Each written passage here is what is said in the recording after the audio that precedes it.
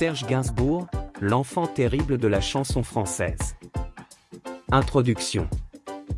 Bienvenue sur Celebrity Success Stories.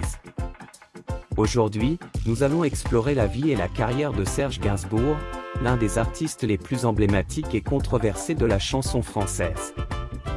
Préparez-vous à découvrir l'histoire fascinante de cet artiste provocateur, de ses débuts modestes à son impact durable sur la culture musicale. N'oubliez pas de vous abonner à notre chaîne et d'activer la cloche pour ne rien manquer de nos histoires inspirantes sur les icônes de la musique. Plongeons ensemble dans l'univers captivant de Serge Gainsbourg. Les débuts de Serge Gainsbourg.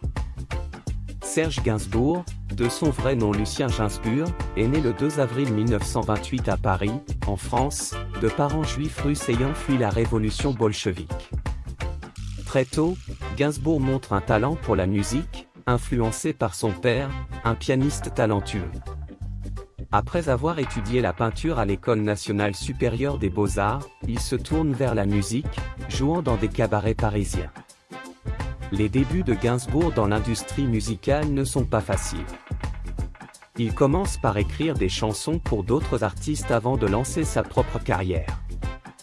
En 1958, il sort son premier album Du chant à la une, qui reçoit un accueil mitigé. Pourtant, des titres comme Le Poinçonneur des Lilas commencent à attirer l'attention sur son style unique et ses paroles audacieuses. L'ascension vers la gloire. Les années 1960 marquent un tournant décisif dans la carrière de Gainsbourg.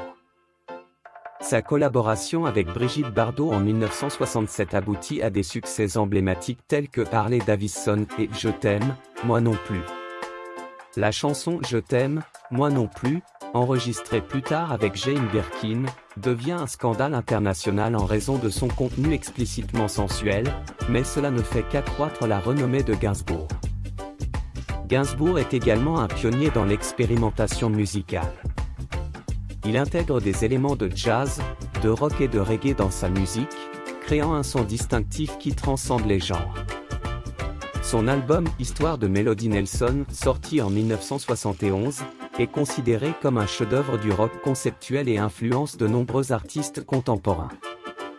En plus de sa carrière musicale, Gainsbourg développe aussi une passion pour la réalisation de films et de vidéoclips, ce qui lui permet de donner une dimension visuelle et narrative à ses œuvres.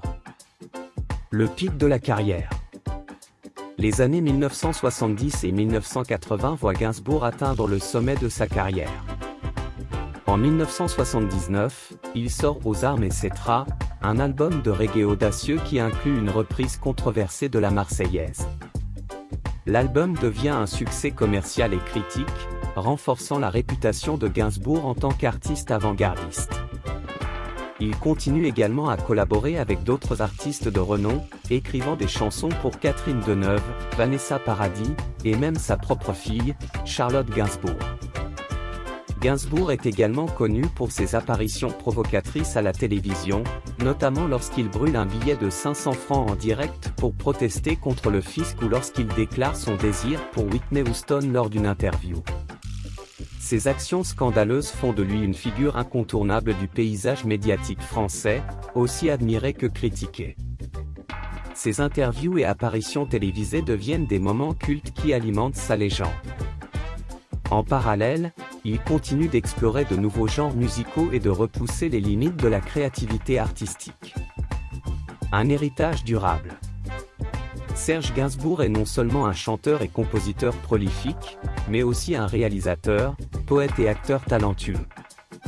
Son influence dépasse largement les frontières de la France, et son héritage musical continue d'inspirer de nombreux artistes à travers le monde. Ses chansons, telles que La Javanaise, Initial Bébé, et Bonnie and Clyde, restent des classiques intemporels de la chanson française. Gainsbourg laisse également une empreinte indélébile dans la culture populaire grâce à ses œuvres cinématographiques et ses collaborations artistiques. Jusqu'à sa mort le 2 mars 1991, Gainsbourg continue de créer et de provoquer, laissant derrière lui un héritage complexe et fascinant. Il est enterré au cimetière du Montparnasse à Paris, où sa tombe est devenue un lieu de pèlerinage pour ses fans. Aujourd'hui, son influence perdure, et son style unique et provocateur continue de captiver les nouvelles générations. Ses enfants, Charlotte Gainsbourg et Lulu Gainsbourg, perpétuent également son héritage artistique, témoignant de l'impact durable de Gainsbourg sur la musique et la culture. Conclusion. Merci d'avoir regardé cette vidéo sur Serge Gainsbourg. Si vous avez apprécié, laissez un pouce bleu et partagez vos souvenirs et moments préférés de Gainsbourg dans les commentaires. Abonnez-vous à notre chaîne Celebrity Success Stories pour découvrir plus d'histoires inspirantes sur vos artistes préférés. À bientôt pour de nouvelles aventures musicales et continuez à célébrer les légendes de la musique avec nous. À la prochaine!